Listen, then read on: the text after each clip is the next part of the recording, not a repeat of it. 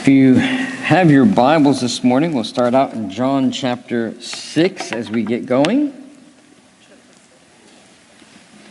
Let me see if I can find where I've set down the clicker.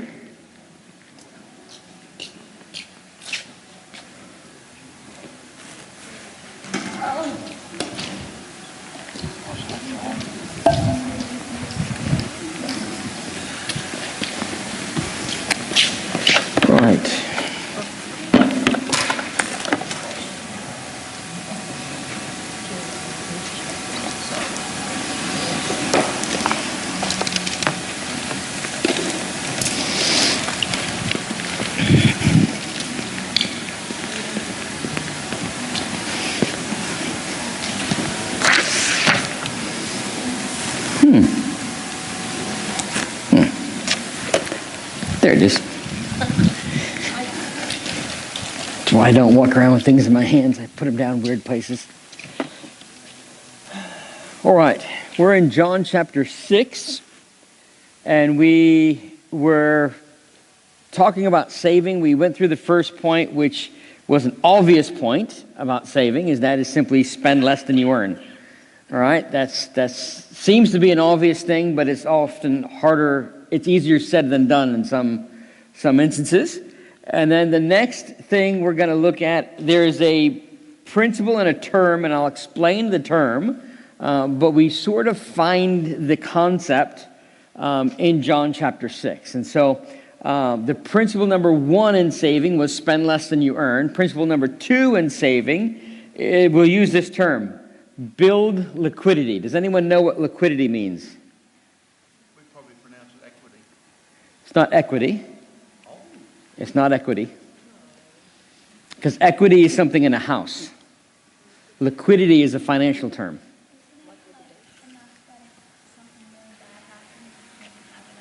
It's the proper term from what you might call an emergency fund. It's the prevent Murphy from moving into the spare bedroom fund. You know, because Murphy's Law, anything that can go wrong will go wrong. And when you don't have liquidity, Murphy likes to move in, and all sorts of stuff goes wrong. It means having enough cash to cover short-term expenses. So we'll talk about it a little bit more, but it's part of saving. It's part of building up some cash funds that is liquid. In other words, is able to be used. It's not in like a locked term deposit that you can't get out for a certain term. It's not in your house, all right? Because that's equity that you build up in the value of your house. When your house is worth more than you have a loan on it, you have some equity that sometimes you can pull from, but you're actually still taking out a loan. That's still going into debt to solve debt, which doesn't really solve debt. It just doubles up the debt, and you're paying off 2 people now. But anyways, it is that. All right, so you say, well, liquidity, how is that a Bible term? How is that seen in the Bible? Well, it's seen in John chapter 6, believe it or not. Verse 5, when Jesus lifted up his eyes and saw a great company come unto him, he saith unto Philip, whence shall we buy bread that these may eat? And this he said to prove him, for he himself knew what he would do. So Jesus sees all these people, says, how are we going to buy food for them? Isn't that basically what he says? But the Bible says that he was asking Philip this question, but Jesus already knew the answer. There's a difference when you're asking a question and you're God in the flesh. You kind of know the answer of what's about to take place. And here's Philip's answer. 200 penny worth of bread is not sufficient for them, that every one of them may take a little. So apparently, somehow, Philip must have gone to Judas Iscariot, because what did Judas Iscariot carry? He carried the money bag. He was the banker. He carried the bank account. Yeah, they didn't have banks like we have banks. They just stored it in their little pouch. He had the treasury of the disciples, and they had 200 pennyworth. They had money set aside to pay for expenses, yes? But he said, that's not enough money to pay that all these people should eat. And then Jesus responds and says, well, make them all sit down and da-da-da-da. And then there's a lot here that has a lunch, but what are they among so many? And Jesus is like, okay, have them sit down. Wait till you see what they are among so many. And he prays over the 5 loaves and 2 fishes, and everyone has an all-you-can-eat buffet. And there's 12 baskets of bread left over at the end from 5 little loaves. And we're not talking like loaves. We're talking like, loaves, like small things, right? So, but that concept of having money in like a treasury bag, having money set aside for the purpose of carrying over expenses is that term, build liquidity, right? That's what that is.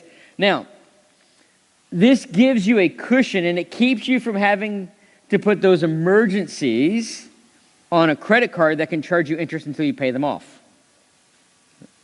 Right? That's why you have a fund like that, is so that most people in our cultures, the way we deal with emergencies is, oh, that's what a credit card's for. Well, what's the problem with the credit card? Credit card charges you interest every month. And you look around and they charge you a lot of interest. We're talking like 18 to 20% interest. Yes? Every month. You say, oh, well, I'll make the minimum payments. Do you ever... one credit card I had a long time ago said, if you make the minimum payment, it will take you this long to pay it off. And it was like 5 years. I'm thinking, making the minimum payment will take you 5 years to pay it off. Do you know how much interest you'd pay on that in 5 years? You could have bought 10 of them by the time you pay it off. All right? So you need that sort of a cushion. You set a goal for an emergency fund. $1,000 is a good starting point. You say, well, that's a lot of money. It is, but like if you do $10 this week and $10 next week, and you just get to the point where you have $1,000. You say, why? A lot of minimal things you can cover with $1,000. You need tires on a car, you can cover that pretty much for $1,000. Your refrigerator goes. You can sort of repair that within that price range. But here's the problem. If you do, you use that for an emergency fund, right? Now here's the definition we need to define. What's an emergency? Because I've seen someone going, oh, well, I don't have the money, but there's this really cute dress, or this really cute, nice suit, and there's these like nice boots, and oh, that's an emergency. I need boots. And you don't need boots. You want boots. There's a difference. You say, how do I know that? You probably like have 6 other pairs of shoes in the closet that you could wear any one of those and they would be fine. Yes? Oh, but that's an emergency, so I can take it from that fund. No, that's not an emergency. That's a want. Now, there's nothing wrong with that. You can save for that. We'll talk about that in a second, all right? But this emergency fund is for actual emergencies. You know, the car breaks down.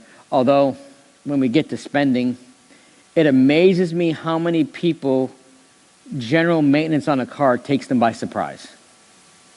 And they don't have the money for it.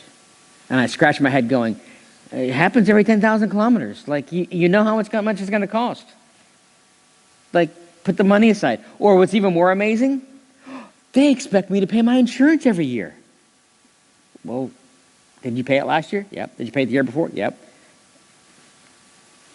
Maybe make that an item budget on your budget, so that way you set aside money, so that way when it comes due, you have it. Or, shockingly, like, I have to replace my tires. You don't say. Tires have a tendency to do that, don't they? So part of your maintenance budget is you set aside some money. You say, why? So that way when the tires wear out, and they will, they're made that way. To kind of get the idea, like some things that we may classify as emergencies with proper planning really aren't emergencies, and they're not surprises. You're prepared and ready and waiting for them. Right? Now, save for larger purchases or known expenses. That's what we're talking about. All right? Save for larger purchases. Sometimes you got to buy things. But if it's a large item, you kind of know.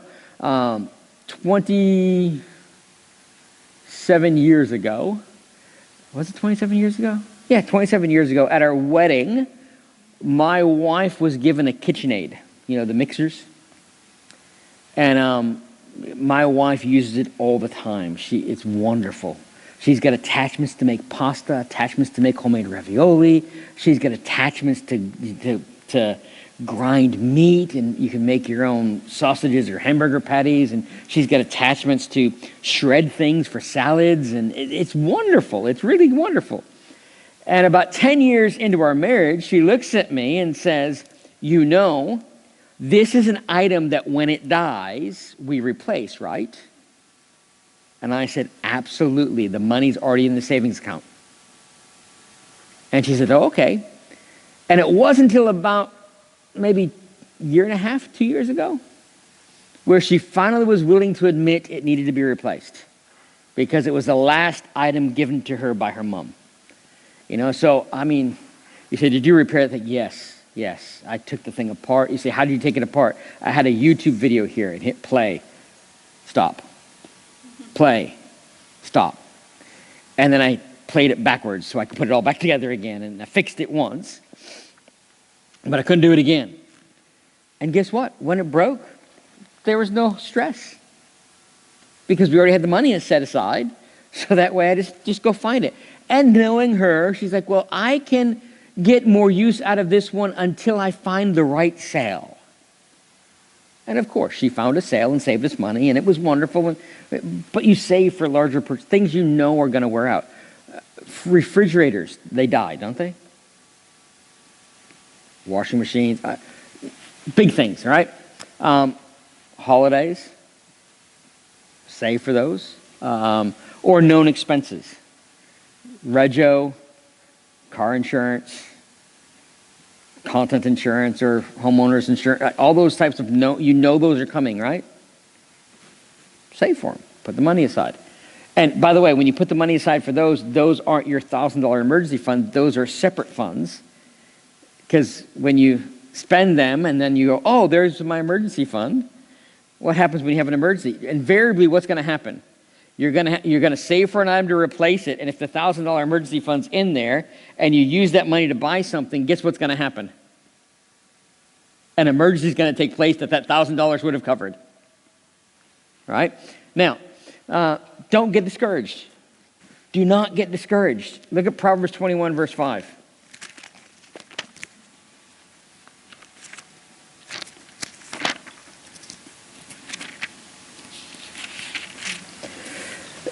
There is no get-rich-quick scheme.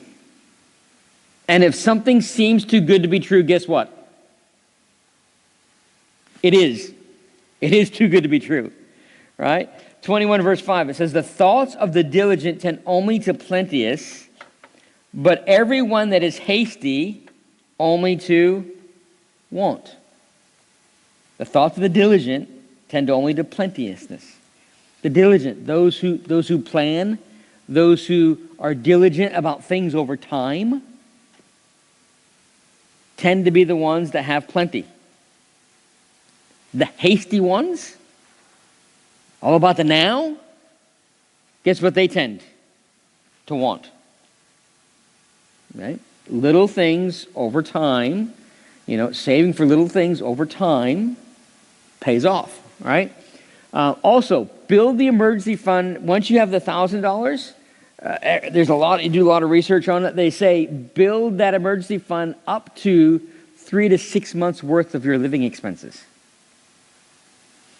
You say, how much? Well, when you do a bit of research, it depends on how volatile your job is. Like if you work in real estate and you only get paid commission when you sell something, you probably want 6 months worth.